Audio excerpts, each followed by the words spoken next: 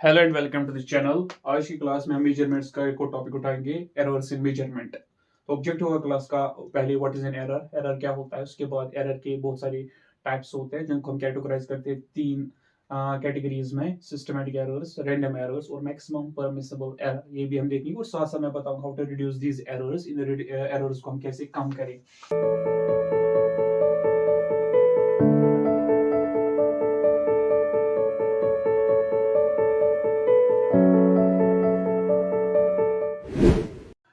Hello welcome back. तो हम शुरू करते हैं व्हाट इज एन एरर। तो एरर क्या होता है।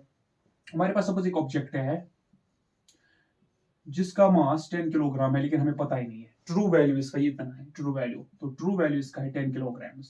अब मुझे नहीं पता, तो मैं इसका मास मेजर करना चाहता हूं। तो मैंने एक मेजरिंग मास मेजरिंग इंस्ट्रूमेंट लाया जिससे मैंने इसका मास मेजर किया। तो हमें पता है कि कोई भी इंस्ट्रूमेंट परफेक्टली हमें वैल्यू मेजर करके नहीं देता है। तो उसमें या तो ट्रू वैल्यू से थोड़ा ज्यादा देगा या तो कम दे सकता है। परफेक्टली हार्डली हमें एक मेजरिंग इंस्ट्रूमेंट किसी फिजिकल क्वांटिटी को मेजर करके देता है। तो सपोज मैंने अपने मेजरिंग इंस्ट्रूमेंट से इसको इसका मास मेजर किया, तो उसको हम बोलते हैं मेजर्ड वैल्यू। तो मेजर्ड वैल्यू हम वैल्यू आया यहाँ पे 9.98 किलोग्राम। इसने थोड़ा ट्रू वैल्यू से कम ही मेजर करके किया। अब दोनों में जो फर्क है ट्रू वैल्यू और मेजर्ड वैल्यू में कितनी डिफरेंस आ गई, 10 माइनस 9.98 यानी कि 0.02 किलोग्राम। इसको हम बोलते हैं हमारे मेजरमेंट में इतना एरर आया।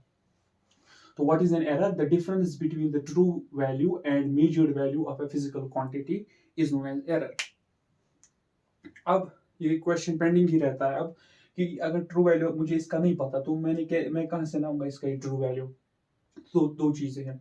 एक जो मैं अगली क्लास में सिखाऊंगा एरर एनालिसिस में, कि ट्रू वैल्यू कौन सा वैल्यू हम ट्रू वैल्यू ले लेते हैं।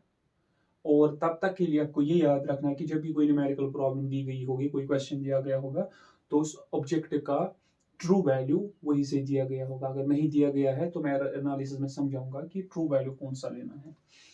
तो मेजर्ड वैल्यू को ट्रू वैल्यू सब्ट्रैक्ट करेंगे, चाहे इसको ये सब्ट्रैक्ट कर लो या इसको वो सब्ट्रैक्ट कर लो। तो ये कभी पॉजिटिव भी आ सकता है एरर, कभी नेगेटिव भी आ सकता है, लेकिन हम एरर को हमेशा पॉजिटिव ले लेते हैं। हम नेगेटिव साइन कंसिडर नहीं करते क्योंकि एरर हमेशा पॉजिटिव होगा। तो एरर मीन्स कि ट्रू वैल्यू से हमने कितना अपना वैल्यू, अपना जो मेजर्ड वैल्यू वो ट्रू वैल्यू से कितना दूर है। फिर चाहे इस तरफ दूर हो हायर साइड से या इस तरफ दूर हो, दूर कितना है उससे मतलब है, किस साइड दूर हो उससे कोई मतलब नहीं है। तो हमेशा पॉजिटिव ले लेते हैं। फिर तो गए एरर। उसके बाद टाइप्स ऑफ एरर्स। एरर्स बहुत सारे टाइप्स के हैं जिनको तीन ग्रुप्स में डिवाइड किया जाता है। टाइप्स ऑफ एरर्स, तो तीन ग्रुप। सबसे पहला ग्रुप है सिस्टमैटिक एरर। सिस्टमैटिक एरर्स ये बेसिकली ग्रुप है एरर्स का। तो सिस्टमैटिक एरर्स कौन से एरर्स होते हैं। तो सिस्टमैटिक एरर्स वो एरर्स होते हैं जो हमेशा एक ही डायरेक्शन में होंगे। मीनिंग एक डायरेक्शन की बात का मतलब क्या है। अभी मैंने बोला सपोज ये यहां पर एक फिजिकल क्वांटिटी का ट्रू वैल्यू है, जैसे अभी 10 किलोग्राम। तो एक मेजरिंग इंस्ट्रूमेंट से जब मैं मास मेजर करूंगा वो या तो ट्रू वैल्यू से ज्यादा होगा। से ट्रू वैल्यू इस ऑब्जेक्ट का था 10 किलोग्राम, तो मेरा तो मेरा मास मेजरिंग इंस्ट्रूमेंट 10 किलोग्राम से थोड़ा ज्यादा मेजर करेगा, 10.02 किलोग्राम। या तो इसे थोड़ा कम मेजर करेगा, सपोज 9.97 किलोग्राम। तो यहां से डायरेक्शन की बात आती है। तो एक इंस्ट्रूमेंट हमेशा ट्रू वैल्यू से ज्यादा ही मेजर करके देता है क्योंकि उसमें ऐसा ही कोई फॉल्ट है, या जो मेजरर है, जो मेजरमेंट लेने वाला है, उसमें वो जब रीडिंग लेता है तो वो कुछ गलती करता है कि हमेशा वो रीडिंग ट्रू वैल्यू से ज्यादा ले पाता है। वो गलती क्या मैं समझाऊंगा अभी। तो जब हम ट्रू वैल्यू से, जब हमारा इंस्ट्रूमेंट ट्रू वैल्यू से हमेशा ज्यादा वैल्यू मेजर करेगा, थोड़ा ज्यादा ही मेजर करेगा, तो हम कहते हैं कि वो इंस्ट्रूमेंट में जो एरर आता है वो हमेशा एक डायरेक्शन में आता है, पॉजिटिव डायरेक्शन, हायर साइड में। तो कोई इंस्ट्रूमेंट होगा वो हमेशा ट्रू वैल्यू से कम ही मेजर करके देता है, उसमें ऐसा ही फॉल्ट है उस इंस्ट्रूमेंट में, तो वो हमेशा ट्रू वैल्यू से कम ही मेजर करके हमें देता है। तो वो भी वन डायरेक्शनल है, क्योंकि वो हमेशा ट्रू वैल्यू से लेफ्ट साइड, कम साइड में वो एरर मेजर करके देता है। तो जो भी एरर्स वन डायमेंशनल होंगे, वन डायरेक्शनल होंगे, या तो ट्रू वैल्यू से ज्यादा ही मेजर करके देंगे हमेशा, या तो ट्रू वैल्यू से कम ही हमेशा मेजर करके देंगे। ये नहीं कि एक इंस्ट्रूमेंट कभी ट्रू वैल्यू से ज्यादा मेजर करके देगा, कभी ट्रू वैल्यू से कम मेजर करके देगा, नहीं, वो रैंडम में आता हूं, मैं पढ़ाऊंगा। वो एरर्स जो हमेशा एक ही डायरेक्शन में होंगे उनको हम बोलते हैं रैंडम, सॉरी, उनको हम बोलते हैं सिस्टमैटिक एरर्स। तो मैं हमें लिखूंगा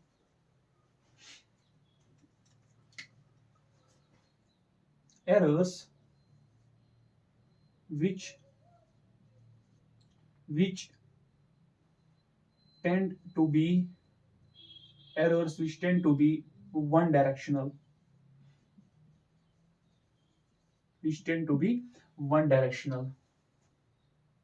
either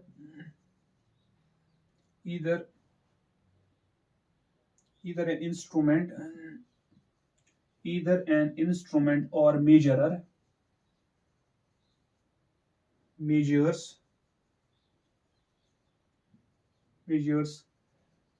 greater than true value or less than true value, दोनों नहीं। तो ये रैंडम सिस्टमैटिक एरर्स है। अब सिस्टमैटिक एरर्स तीन तरह के हैं। सबसे पहले तीन तरह के रैंडम सिस्टमैटिक एरर्स है, सॉरी।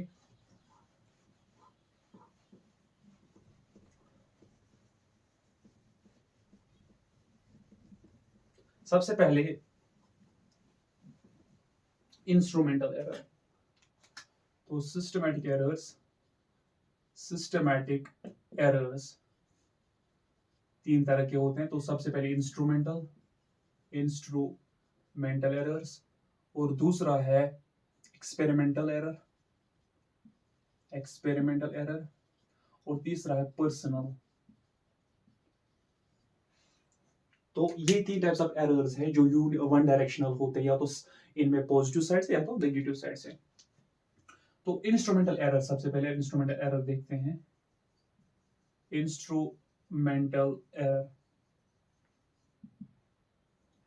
अब इंस्ट्रूमेंटल एरर नाम से पता चलता है वो सिस्टमैटिक एरर्स, वो एक डायरेक्शन वाले एरर्स जो इस वजह से होंगे क्योंकि हमारा जो इंस्ट्रूमेंट है, मेजरिंग इंस्ट्रूमेंट, उसमें कोई फॉल्ट है। अब मतलब क्या है इसका?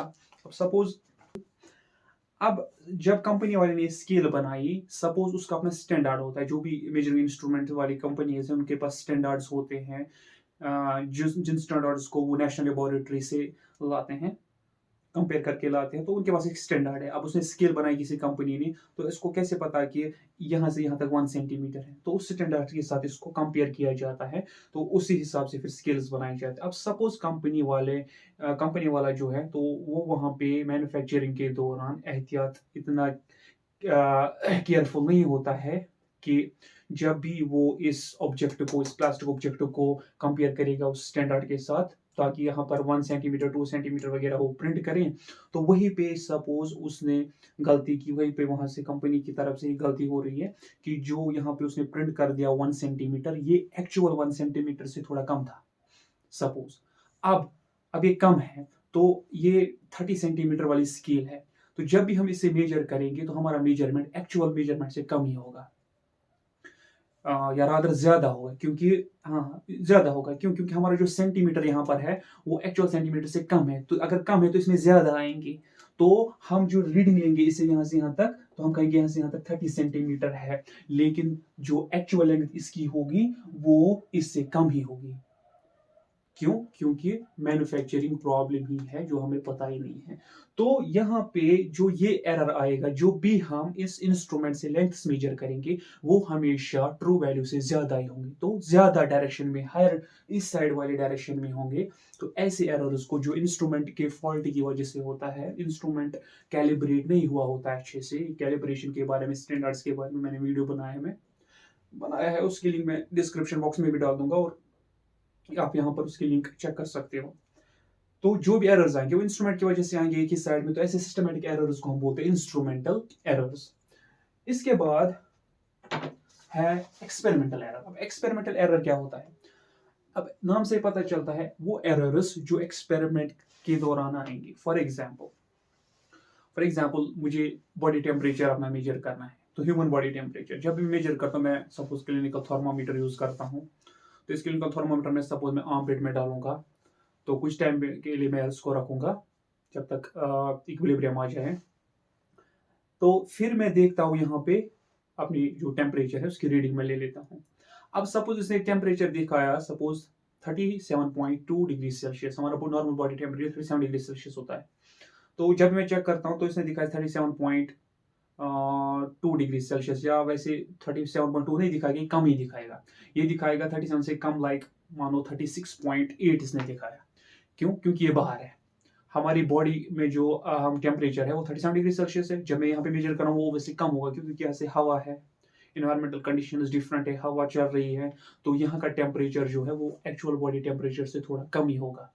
तो ये जो एक्सपेरिमेंटल एरर आया यहाँ पे, क्यों? क्योंकि मैंने जो मेरा एक्सपेरिमेंट है, मुझे अपने बॉडी टेम्परेचर मेजर करना है, तो मैंने इंस्ट्रूमेंट अपने एक्सपेरिमेंट के हिसाब से यहाँ पे रख दिया। तो मुझे पता है ये जो एरर यहाँ पे आया वो 0.2 डिग्री सेल्सियस का, वो एक्सपेरिमेंटल एरर है। क्यों? अब मुझे इस एरर को कम करना है, अगर मैं चाहता हूँ कि एरर इतना ना हो, तो मैं इससे बेहतर होगा आर्मपिट से बेहतर क्या मुंह में रखेंगे अपने मुंह में, फिर मुंह को बंद रखे ताकि हवा अंदर न जाए, जो टेम्परेचर होगा वो फिर ज्यादा क्लोज होगा 37 डिग्री सेल्सियस को।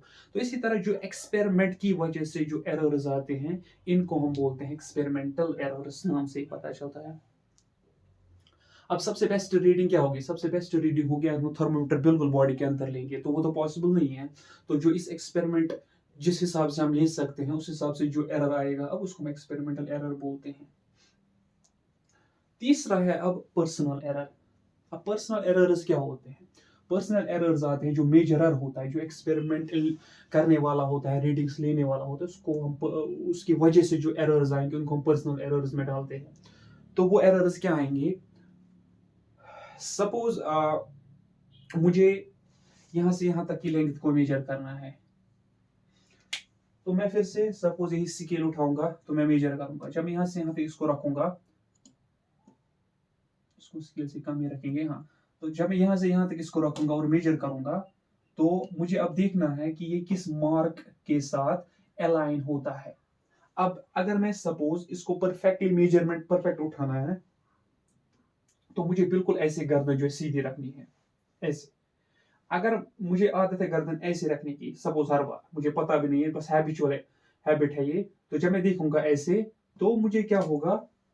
मुझे ये यहाँ पे एंड पॉइंट है, ये मेरे स्केल का जो टिक है वो ऐसे अलाइन हो गया। लेकिन अगर मैं ऐसे देखूंगा तो मुझे ये जैसे यहाँ की तरफ दिखेगा, तो मैं ये वाला रीडिंग लूंगा।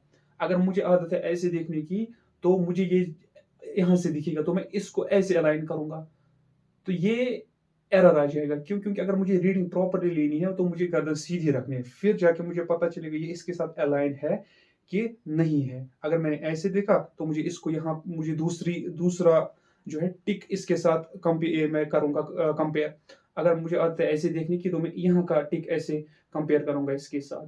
तो जो यहाँ पे एक्चुअल रीडिंग लेनी है मुझे, तो मुझे गर्दन सीधी रखनी है, ना राइट साइड से ना लेफ्ट साइड से, ताकि मैं रीडिंग जो है परफेक्टली ले सकूं यहाँ पे। अब इसकी वजह से अगर इसको आदत है राइट साइड में देखने की, तो वो थोड़ा ज्यादा ही देखेगा, ज्यादा ही रीडिंग लेगा ट्रू वैल्यू से। जिसको आदत है ऐसे देखने की, वो ट्रू वैल्यू से थोड़ा कम ही देखेगा। तो ऐसे जो एरर्स आएंगे, इनको हम बोलते हैं पर्सनल एरर्स। अब जिसको आदत है खाली लेफ्ट राइट साइड में देखने की, रीडिंग उठाने की, तो जब भी वो रीडिंग लेगा वो ट्रू वैल्यू से ज्यादा ही लेगा, तो वन डायरेक्शनल।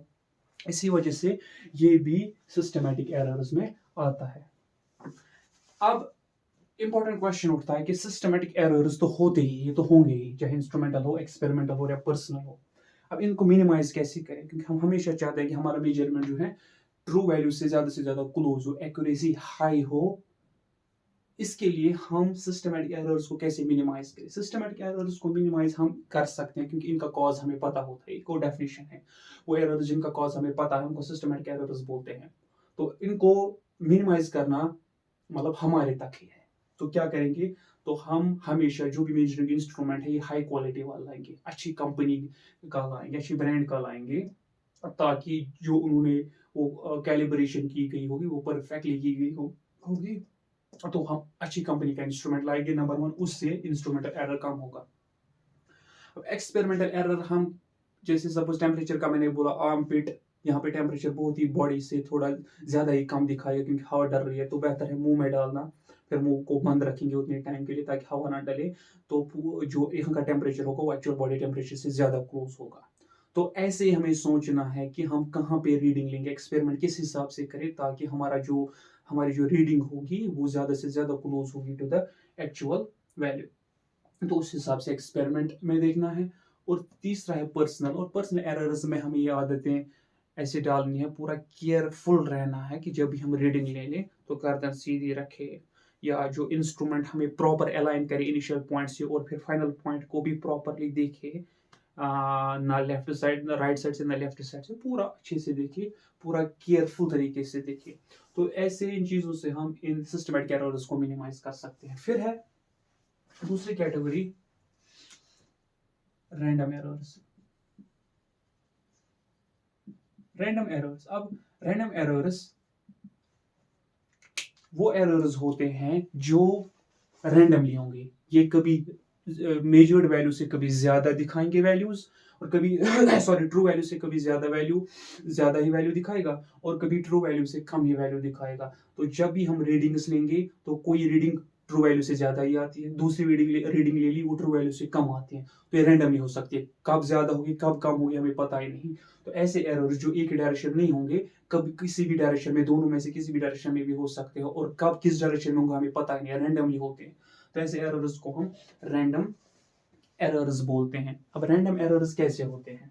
रैंडम एरर्स होते हैं हमारे सराउंडिंग में कोई चेंज आ गई, फ्लक्चुएशन, कोई इन्वायरमेंटल कंडीशंस अचानक से चेंज हो गई। फॉर एग्जांपल, मैं कोई एक्सपेरिमेंट कर रहा हूँ, मेरे पास एक्सपेरिमेंटल सेटअप है, तो मैं इसे रीडिंग ले रहा हूँ। अब एक्सपेरिमेंटल सेटअप में सपोज कोई मोटर चला है, क्योंकि रोटेटिंग कोई मेजरिंग डिवाइस है, इसमें मोटर है, तो जब मोटर इसमें चल रहा है तो उस मोटर के मोशन की वजह से मे भी उसमें वाइब्रेशन होंगे, तो जब मैं रीडिंग उस वाइब्रेशन की वजह से मैं प्रॉपर रीडिंग नहीं ले पाऊंगा, तो वो जो एरर आएगा तो वो रैंडम में आएगा। इसी तरह फॉर एग्जांपल, मैं किसी मेटलिक रॉड की लेंथ मेजर कर रहा हूँ, तो मैंने पहले एक रीडिंग ले ली, सपोज सुबह टेम्परेचर बहुत कम था तो रीडिंग कुछ आ गई, फिर मैंने दोपहर को सपोज एक और रीडिंग ली जब टेम्परेचर बहुत ही ज़्यादा बढ़ गया था। अब हाई टेम्परेचर पर थर्मल एक्सपेंशन होता है, मेटलिक रॉड्स थोड़ा एक्सपैंड होते हैं, वो बहुत ही कम एक्सपेंशन होता है लेकिन होता है। जब हम 2 बजे 1 बजे 2 बजे जब हम रीडिंग लेंगे हाई टेम्परेचर की वजह से थोड़ा वहाँ पे उसकी लेंथ ज़्यादा ही होगी, तो रीडिंग थोड़ा डिफरेंट आ जाएगी। तो एनवायरमेंटल कंडीशंस की वजह से जो एरर आएगा उनको हम बोलते हैं रैंडम एरर्स। तो सपोज सुबह मैं मेजर करूंगा तो कम ही मेजर कर पाऊँ क्योंकि लेंथ कम है, तो शाम को दोपहर को मेजर करूँ तो ज़्यादा है, तो कभी कम कभी ज़्यादा, ये रैंडम कैटेगरी में आता है। तो ऐसे एरर्स को हम इसीलिए रैंडम एरर्स बोलते हैं। अब इसी तरह फॉर एग्जांपल, हम इलेक्ट्रिसिटी में कोई एक्सपेरिमेंट कर रहे हैं, तो एक्सपेरिमेंट के दौरान वोल्टेज फ्लक्चुएट हो गई, तो अचानक से क्या जो है फोटो वोल्टेज फ्लक्चुएशन से होती रहती है, तो जब हम रीडिंग ले रहे हैं तो वोल्टेज फ्लक्चुएट हो गई, तो आ गया उस फ्लक्चुएशन की वजह से थोड़ा फ्लक्चुएशन से थोड़ा एरर आ गया, तो रैंडम एरर। तो कभी फ्लक्चुएशन हायर साइड से होगी तो हम ज्यादा ही रीडिंग लेंगे, कभी लोअर साइड से तो कम रीडिंग लेंगे। तो जो भी सराउंडिंग में फ्लक्चुएशंस होंगी या एनवायरमेंटल कंडीशंस में फ्लक्चुएशंस होंगी, उससे जो एरर आएगा उनको हम रैंडम एरर्स बोलते हैं। और रैंडम एरर्स में भी पर्सनल एरर आता है। अब अगर मुझे आदत है, फिर से मैं वही बता रहा हूँ, अगर मुझे आदत है गर्दन हमेशा राइट साइड से रखने की, तो मैं हमेशा ट्रू वैल्यू से ज्यादा ही मेजर करूंगा हमेशा, तो वो आएगा सिस्टमेटिक एरर जो मैंने समझा। लेकिन अब अगर कभी मैंने ऐसे आदत, कभी कभी ऐसे मैं रीडिंग उठाता हूँ, तो कभी मैंने ऐसे रीडिंग उठाई तो एक बार कम एक बार ज्यादा भी रैंडम में चला जाएगा, तो यहाँ पर भी मेजरर जो होता है उसको केयरफुल रहना पड़ता है, तो उसकी केयरलेसनेस की वजह से भी रैंडम एरर्स होते हैं। तो अब वही फिर से दूसरा इंपॉर्टेंट क्वेश्चन वही उठता है कि how to reduce these errors. Systematic errors का कॉज हमें पता होता है तो उनको हम रिड्यूस कर सकते हैं, जैसे मैंने समझाया। अब रैंडम एरर्स का कॉज यूजुअली हमें नहीं पता होता है, अब इनको कैसे रिड्यूस करें? फ्लक्चुएशन वोल्टेज में अचानक से हो गई, खुद ही हो गई, हम कहाँ से इसको ठीक करेंगे? तो हम रीडिंग ले रहे हैं, अचानक से फ्लक्चुएशन होगा, अब कहाँ? ये अनएक्सपेक्टेडली होते हैं ये चेंजेस जिनकी वजह से रैंडम एरर्स आते हैं, तो इनका कॉज हमें पता नहीं होता, तो इनको हम कम कैसे करें? अब इनको कम करने का एक इनडायरेक्ट तरीका ये है कि हम हमेशा रीडिंग एक ही नहीं लेंगे, हम हमेशा रीडिंग्स बहुत सारे लेंगे, 3 से ज़्यादा हमेशा रीडिंग्स लेंगे, मिनिमम 3। तो इससे क्या होगा कि जितने भी ज़्यादा हम लेंगे, एट लीस्ट मेरे हिसाब से कम आदत डालनी चाहिए कि 5 ही रीडिंग्स तो लेने ही लेने हैं। कोई भी एक्सपेरिमेंट हो, छोटा से छोटा, इवन मुझे इसकी लेंथ मेजर करना, मैं स्केल उठाता हूँ, इसकी लेंथ इतनी है। अगर ये एक्सपेरिमेंट का पार्ट है, इंपॉर्टेंट एक्सपेरिमेंट का पार्ट, अगर जस्ट ऐसे ही मुझे जानना है तो ठीक है, एक बार मेजर करो, ठीक। लेकिन अगर इंपॉर्टेंट एक्सपेरिमेंट का हिस्सा है, कोई प्रोजेक्ट का हिस्सा है, तो 2-3 बार मेजर करूंगा। उसके बाद उन 2-3 बार जो मैंने रीडिंग्स ली, उनका मैं एवरेज वैल्यू, उनका मीन वैल्यू हम निकालते हैं। जो मीन वैल्यू होता है वो ट्रू वैल्यू के ज्यादा क्लोज होता है एज कम्पेयर टू जो मैंने इंडिविजुअल 3 रीडिंग्स ले ली। तो रैंडम एरर्स को मिनिमाइज करने का एक ही तरीका है, वो है बहुत सारी रीडिंग्स ले लो, एटलीस्ट 3, फिर उनका मीन निकालो। जो मीन वैल्यू है वही, उसी को मान के चलो कि वही इसका ट्रू वैल्यू है। मैक्सिमम परमिसिबल एरर क्या होता है? Maximum permissible error, maximum permissible error, suppose ये लेंथ हमें मेजर करनी है, और इसको मेजर करने के लिए मैंने अभी, जैसे मैंने स्केल ली थी, तो मैं स्केल से इसको मेजर कर रहा हूँ। अब इस स्केल यहाँ पे सेंटीमीटर है, 1 सेंटीमीटर, ये 2, 3, 4, 5, 6 एंड सो ऑन। तो स्केल यहाँ पे कंटिन्यू हो रही है। अब इसके बीच में अब मिलीमीटर्स भी है, तो सपोज 1, 2, 3, 4, 5, 6, 7, 8, 9 और 10। अब ये जो स्केल यहाँ पे है, ये मिलीमीटर्स में है, यानी कि मिनिमम रीडिंग, मिनिमम लेंथ जो है स्केल मेजर करेगी वो है 1 मिलीमीटर, क्योंकि इसका स्मॉलेस्ट डिवीजन 1 मिलीमीटर है। अब 1 मिलीमीटर से कम ये मेजर नहीं कर पाएगी ये स्केल। तो अगर हमारी रीडिंग, अगर सपोज है हमारी रीडिंग है सपोज 12 सेंटीमीटर्स, और 12 सेंटीमीटर्स अगर है तो 12 सेंटीमीटर तो हम रीड कर सकते हैं इनसे, 7, 8, 9, 10, 12 पे। तो यहाँ पर हमने 1 से लेकर 12 तक तो हमने मेजर किया। अब 12 से भी कम हम मेजर कर सकते हैं, क्योंकि mm में भी है, तो 1 सेंटीमीटर में 10 mm है। तो अगर हमारी लेंथ 12 सेंटीमीटर और 5 mm है, तो ये मेजर कर पाएंगे, वो भी हम परफेक्टली मेजर कर पाएंगे, क्योंकि 5 mm के लिए भी यहाँ पे स्मॉल डिवीजन है। अब अगर हमारी रीडिंग 12 सेंटीमीटर, 5 mm और 0.5 mm और 1 mm से थोड़ा कम ही है, अभी वो नहीं रीड कर पाएगी, क्योंकि ये मिनिमम रीड कर पाती है 1 मिलीमीटर तक। तो ये जो 1 मिलीमीटर है, इसको हम बोलते हैं इस इंस्ट्रूमेंट का लीस्ट काउंट। तो इसका जो लीस्ट काउंट है इस mm स्केल का, इसका लीस्ट काउंट जो है वो है 1 मिलीमीटर।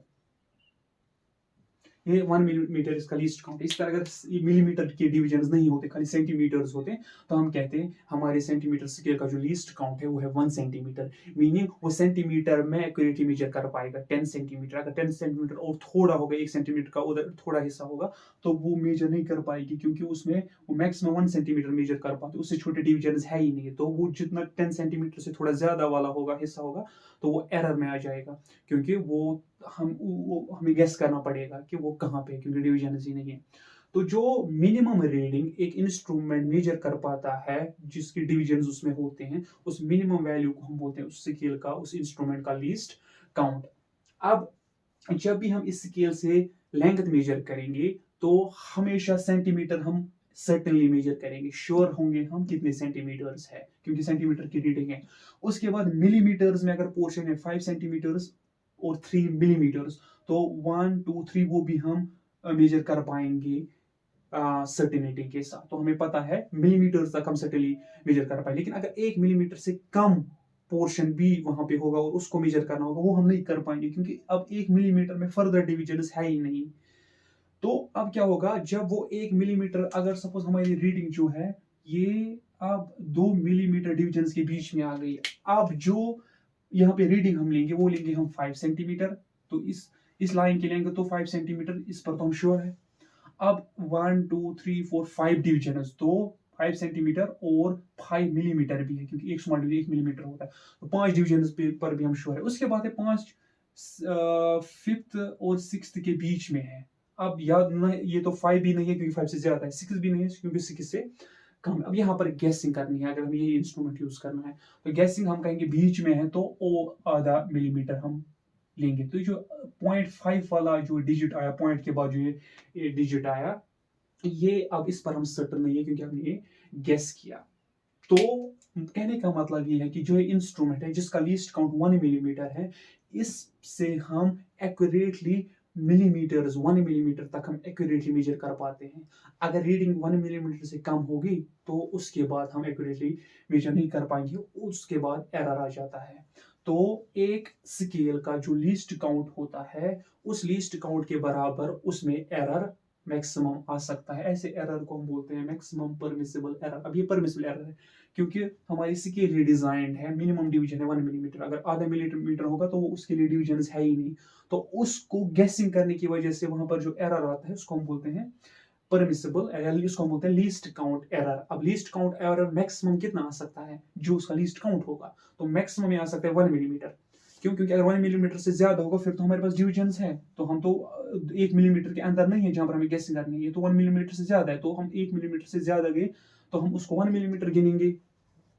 तो ऐसे लीस्ट काउंट जो एक स्केल का होता है, उस लीस्ट काउंट के बराबर उसमें मैक्सिमम एरर आ सकता है। ऐसे एरर को हम बोलते हैं maximum permissible error. For example हमारे पास वॉच है और हमें पता है कि जो वो टाइम मेजर करती है, मिनिमम टाइम वो है सेकंड। वो मिनट मेजर करती है, वो आवर भी मेजर करते हैं, लेकिन जो मिनिमम टाइम वो मेजर कर पाती है वो है सेकंड। तो हम कहेंगे हमारी वॉच का जो लीस्ट काउंट है वो है 1 सेकंड। तो हमारी वॉच में जो मैक्सिमम परमिसिबल एरर आएगा, जिसको लीस्ट काउंट एरर बोलते हैं, तो वो है मैक्सिमम परमिसिबल एरर हमारी वॉच में होगा 1 सेकंड, जिसको हम बोलते हैं हमारी वॉच का लीस्ट काउंट एरर जो होगा वो होगा 1 सेकंड। तो कहने का मतलब यही है कि एक इंस्ट्रूमेंट का जो लीस्ट काउंट होता है, तो उसमें मैक्सिमम परमिसिबल एरर उसी लीस्ट काउंट के बराबर आ सकता है। तो होता क्या मैक्सिमम परमिसिबल एरर या लीस्ट काउंट एरर? वो एरर जो स्केल के इन डिविजन्स, स्मॉल डिविजन्स न होने की वजह से आती है। तो यहाँ पे स्मॉलेस्ट डिविजन्स 1 मिलीमीटर है। अब 1 मिलीमीटर के बीच में और डिविजन्स नहीं है, अब ऐसे करनी पड़ती है, उससे जो एरर आता है उसको हम बोलते हैं लीस्ट काउंट एरर। और एक इंस्ट्रूमेंट का लीस्ट काउंट एरर कितना होता है? बस उतना ही होता है जिसका उसका जितना लीस्ट काउंट होता है। अब सपोज जैसे मैंने वॉच में बोला कि लीस्ट काउंट है 1 सेकंड, तो least maximum permissible error watch से आएगा 1 सेकंड। 1 सेकंड से ज्यादा एरर नहीं होगा। तो जो भी वॉच से हम टाइम मेजर करेंगे तो हम श्योर है कि ये जो टाइम, मैंने सपोज किसी को यहाँ से वहां तक जाना है, मुझे इसका टाइम मेजर करना है, इसको कितना टाइम लगेगा, तो अपनी वॉच का यूज कर रहा हूँ मैं, तो इस मैंने मेजर किया, इसको टाइम लगा सपोज 20 सेकेंड्स। 20 सेकेंड्स। अब मुझे पता है कि जो मैंने 20 सेकेंड्स उठाया इसमें एरर होगा, ऑब्वियसली इंस्ट्रूमेंट तो एरर के बगैर नहीं होता है, तो एरर तो आएगा ही। कि मुझे कम से कम इतना मैं श्योर हूँ, क्योंकि ये इसका जो मिनिमम टाइम मेजर करती है वो 1 सेकंड मेजर करती है, जो हमारा मैक्सिमम एरर इसमें होगा वो होगा 1 सेकंड का। तो मैं लिखूंगा प्लस और माइनस 1 सेकंड, ये मैक्सिमम एरर होगा। मीनिंग अब इसके क्या है, जो एरर एनालिसिस में समझाऊंगा। इसका मतलब 20 को एक काटेंगे तो 19 सेकंड, तो 20 को एक ऐड करेंगे तो 21 सेकंड। तो जो इसको टाइम लगा यहाँ से वहां तक, अब एरर की वजह से मैं श्योर नहीं हूँ कि कितना टाइम लगा, लेकिन मैं इतना कह सकता हूँ कि इसको 19 सेकंड और 21 सेकंड्स के बीच में इसको टाइम लगा, इतना मैं श्योर हूँ इस रीडिंग से। इससे ये श्योरिटी कहाँ से आ गई? इस चीज की वजह से आ गई कि जो लीस्ट काउंट है इंस्ट्रूमेंट का वो मुझे पता है, और मुझे ये भी पता है कि मैक्सिमम एरर लीस्ट काउंट में जो आता है, मतलब जो least count maximum error least count का आता है वो आता है लीस्ट काउंट के बराबर। उस हिसाब से मैंने बोला कि टाइम 20 सेकंड नहीं लगा होगा, 20 सेकंड्स या तो 19 ही लगा होगा या तो 21 लगा होगा, 19 से कम नहीं लगा होगा, I am sure on that. इसी तरह 21 सेकंड से ज्यादा टाइम नहीं लगा होगा, क्योंकि लीस्ट काउंट इतना। अगर मैं चाहता हूँ कि अब ये एरर कम हो, तो मैं अब वॉच की जगह में स्टॉप वॉच यूज करूँगा जो लेबोरेटरीज में होती है। अब स्टॉप वॉच का जो stop watch minimum time 1 second नहीं बल्कि 0.1 सेकंड मेजर करती है, तो इसका लीस्ट काउंट जो होता है वो होता है 0.1 सेकंड स्टॉप वॉच का। तो अगर मुझे परफेक्ट ज्यादा एक्यूरेटली इस टाइम को मेजर करना है कि इसको कितना टाइम लगा यहाँ से वहां तक जाने के लिए, मैं स्टॉप वॉच यूज करूंगा। अब स्टॉप वॉच ने मेजर करके दिया सपोज 20 सेकंड फिर से। अब स्टॉप वॉच की यूज करने से मुझे ये पता है कि अब स्टॉप वॉच का जो लीस्ट काउंट है वो 0.1 सेकंड है। अब यहाँ पर मैं रीडिंग लिखूंगा 20 प्लस और माइनस 0.1 सेकंड टाइम लगा, तो 20 को 0.1 काटेंगे तो 19.9 सेकंड, टू 20 को ये ऐड करेंगे तो 20.1 सेकंड। तो इस बंदे को यहाँ से वहां तक जाने में जो टाइम लगा वो लगा 19.9 सेकंड से कम नहीं लगा होगा, और 20.1 सेकंड से ज्यादा नहीं लगा, इसी के बीच में। अब एरर मैंने इतना कम कर दिया, यहाँ पे था 19 से 21, तो गैप थी 2 की।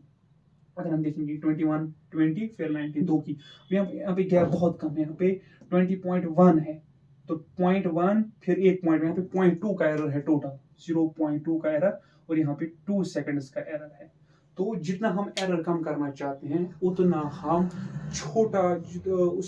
छोटे लीस्ट काउंट वाला इंस्ट्रूमेंट यूज करेंगे, जिसको हम टेक्निकली बोलते हैं, टर्म उसके लिए यूज होती है, हाई रेजोल्यूशन वाला इंस्ट्रूमेंट यूज करेंगे, जो मैंने एक्यूरेसी, प्रिसीजन, रेजोल्यूशन एक वीडियो में पढ़ाया है। तो ये थे topics like what is an error, ये भी मैंने बोला। उसके बाद types of error, systematic error है, रैंडम एरर है, और मैक्सिमम परमिसिबल एरर। अब मैक्सिमम परमिसिबल एरर, इसको how to reduce these errors, तो इसको कैसे कम करें, तो इसको कम करने का तरीका आपको समझ में आया होगा कि इसको कम करने का तरीका, हम वो इंस्ट्रूमेंट ले लें जिसमें लीस्ट काउंट कम से कम होगा, जितना लीस्ट काउंट कम होगा उतना एरर हमें कम आएगा, जैसे स्टॉपवॉच के केस में आया।